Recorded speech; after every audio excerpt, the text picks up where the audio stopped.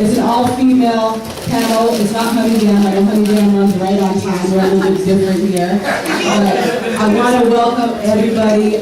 Like, to tell you the truth, myself, JJ Rock, we've been talking about doing something about this for years, and we're really excited and enthusiastic about the T-Dot Pioneers asking us to be a part of this great exhibit. So if you haven't had a chance to take a look around the room, please feel free to do so when we finish.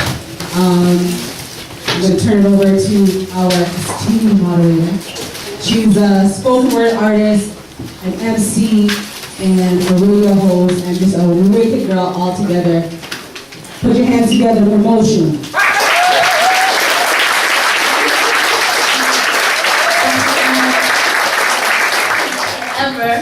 We got the one and only. Put your hands together for this Michie Mee.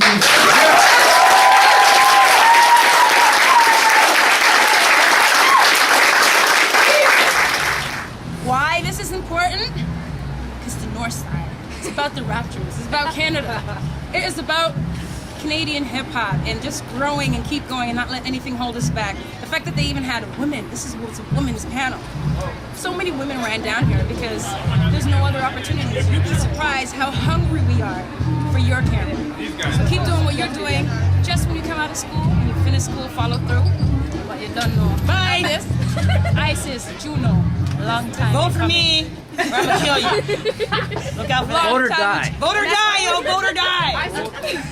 That's why we're here. That's why we're here. Reasons like that. Protest. Stay tuned. Canadian hip hop. The women.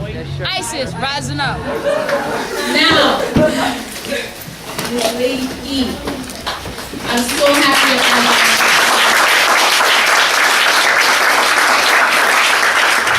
Do you want me to start now? Or? Okay.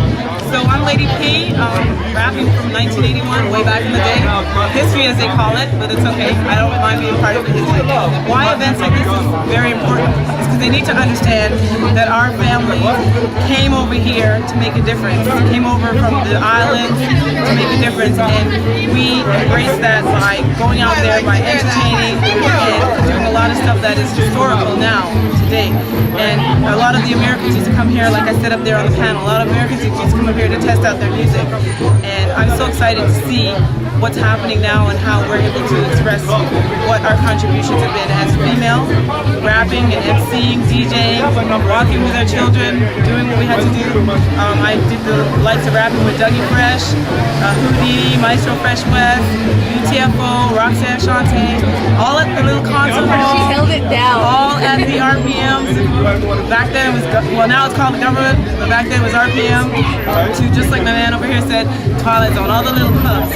Lifting, you know, part of being a female MC was lifting the crates so that you could pick out the record that you wanted and have all your records set up and stuff like that. So it's just very important for me that stuff like this keeps going on and history's made.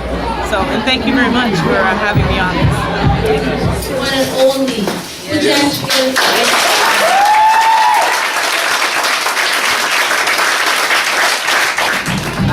So why is this kind of panel important?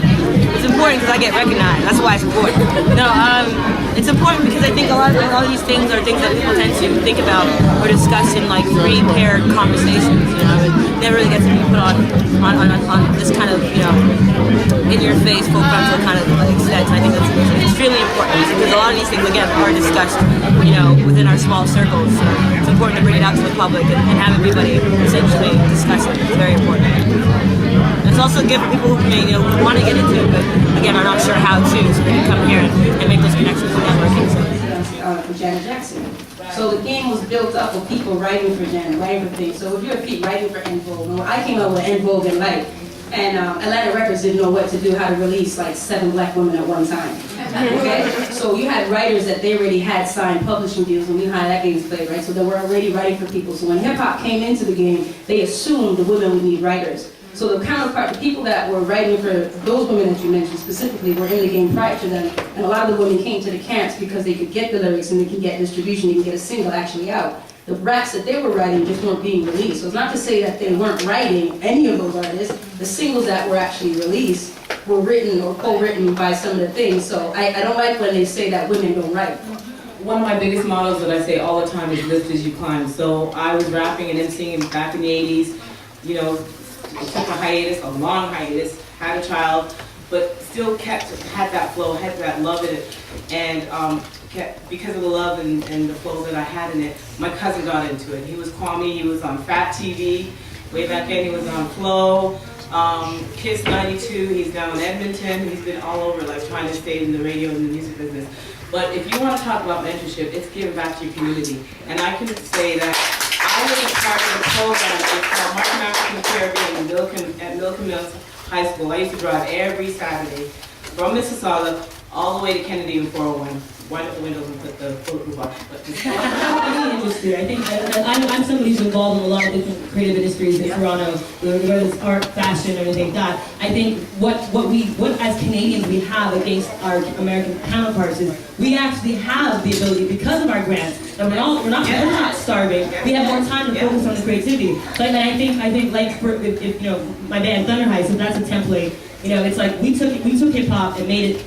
We took it back to like, you know, when people could go to a club and actually dance to your music. So I think it's important for people not to be afraid to step outside that box, and because we can do that here, because we can, and I think you definitely should. You know, and also too, just you don't only have to be an MC. You could be an MC, you could be a director, you could be a singer, you could be a writer, you could play the goddamn piano. I don't care. Do something. Just make sure it's creative, because too many people are so caught up in catching up to their American counterparts, and they're not realizing that we have a gold mine here. We're sitting on a gold mine, and we definitely need to really, really, really embrace that. So be really creative, as creative as you can be.